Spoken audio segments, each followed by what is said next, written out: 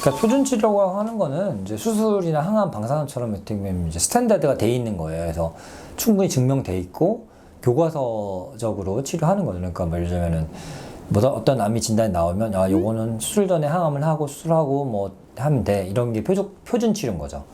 뭐 표적 치료는 이제 조직 검사를 해가지고 이제 암에 있는 특정 타겟, 표적을 목적으로 하는 치료예요. 그러니까 다른 데 영향을 안 주고 그것만 주겠다 하는데 사실 부작용들도 있죠. 표준 치료에는 보통은 이렇게 세포 독성 항암이 많이 들어가요. 표준 항암 치료에는. 그러니까 세포 독성이라는 건 뭐냐면은 암을 직접적으로 죽이는 거예요.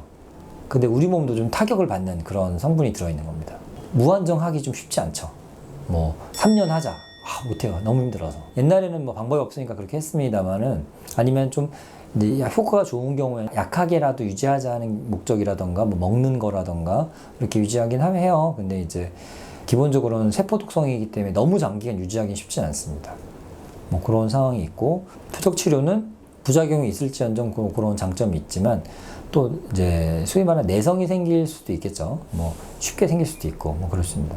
그 표적 단백질이 없어지면은 이 약은 효과가 없는 거잖아요. 부작용만 있고. 그러니까 암이 하나의 세포에서 무한히 증식을 한다 이게 특징인데 일란성 쌍둥이도 똑같은 환경에서 자라도 좀 다르잖아요. 뭔가 그런 것처럼 암이 하나의 세포에서 유래됐다고 하더라도 조금씩 특징이 달라집니다. 여기는 어떤 항암제도 있고 여기는 안 들을 수도 있고 표적은 더 심하겠죠. 뭐 그런 경우가 있어서 유지 치료로는 많이 쓰고 있어요. 유지 치료가 뭐냐면은 이제 뭐 폐암 같은 경우에는 적극적으로 처음부터 쓰기도 합니다만 완치가 된 것 같아. 그래서 재발 막기 위해서 허셉틴 같은 거 표적 치료를 좀 쓰자 이렇게 하는 경우도 있거든요. 그래서 그렇게 하기도 하고 또 표적 치료 중에는 암의 특징, 그러니까 혈관을 무한히 생성하려고 하거든요. 증식해야 되니까 영양이 필요하잖아요. 영양이 필요하니까 혈관을 많이 자라게 하는 물질을 내뿜어요. 그걸 차단하는 약이 또 표적 치료가 있죠. 그다음에 아까 마지막에 말씀드린 면역 항암 치료 같은 경우에는 암이 일정 이상 커지면 면역 회피 물질 같은 걸 내가 인지하지 못하게 해요. 우리 면역이 있는데 모르는 거예요. 우리 면역 입장에서는. 근데 그거를 여기 있어 이렇게 알려주는 거죠. 그게 이제 면역 항암 치료입니다. 면역을 좋게 하는 치료가 아니에요. 뭐 저희 병원에서 하는 면역 치료는 면역을 좋게 하는 치료지만 아까 말씀드린 그거는 면역을 좋게 하는 치료는 아닙니다. 비슷한 걸로 이뮨셀 같은 게 있잖아요. 이뮨셀이라고 이제 녹십자에서 하는 그 치료가 있는데 그거는 우리 몸에 있는 피를 이제 뽑아가지고 백혈구를 배양해가지고 기능을 좋게 강화시켜가지고 다시 넣어주는 치료예요. 이거는 면역 강화 치료가 맞죠. 우리 몸에서 나온 세포를 증식하고 강화시켜 넣어주는 거니까. 이제 이 치료는 누가 많이 하면 간암 환자들 많이 하고 있어요. 간암 환자들은 이제 간 기능이 떨어진 경우가 대부분이라서 세포독성 항암 치료를 할 수가 없어요. 세포독성 항암을 하다가 간 기능이 망가져 버리니까.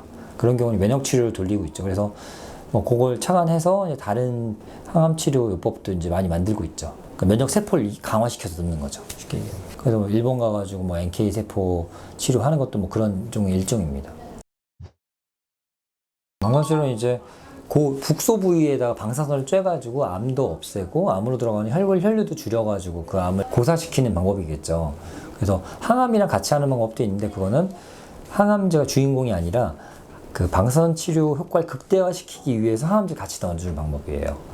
그래도 그렇게 많이 하는데 뭐 어떤 김우 뭐 그 연예인도 두경부암인데 수술을 안 하고 그걸로 해결했다고 하죠. 뭐 그런 식으로 요새는 치료가 아주 잘 되는 편이에요. 그래서 그렇게 하고 있는데 어떤 암종은 방사선 잘 듣고 어떤 암종은 잘 안 듣고 이런 것들이 좀 있습니다. 무조건 다 잘 듣는 건 아니어서 전체적으로 잘 듣긴 하지만 어떤 암은 특히 방사선이 잘 듣는다 이런 것들이 좀 있다는 거죠. 직장암 있죠. 거기 같은 경우에는 골반 안에 딱 고정되어 있는 장기라서 거기는 수술 전 또는 수술 후에 방사선 치료하기도 하고 항암이랑 그리고 유방암 같은 경우에도 이제 부분 절제 수술을 했거나 아니면 좀 전이가 있는 경우에 수술을 딱 했을 때 예방적으로 방사선 하기도 하고 누경부암이나 식도암 많이 쓰고 있고 근데 또 위암에는 또 안 하죠. 물론 이제 하는 경우도 제한적으로 있습니다. 뭐 암이 너무 커져서 아파하실 때 뼈라던가 어떤 뭘 눌러서 아파할 때 거기 국소적으로 방사선 쬐긴 해요. 그런 부분이 좀 있습니다. 왜냐면은 방사선이 무조건 좋은 게 아닌 게 결장은 그 부위에 하면 되는데 그 위에 있는 상인결장이나 이런 다른 데 암이 생기잖아요. 그러면은 주변에 장들도 많단 말이에요.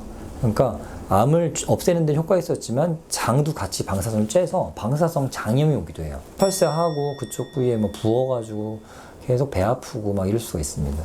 낫지도 않아요. 방사선에 의한 후유증은 잘. 그러니까 이제 조심해서 쬐야겠죠. 그러니까 실도 많다는 거죠. 득보다 실이 많은 경우는 안 하기도 하고 그렇습니다.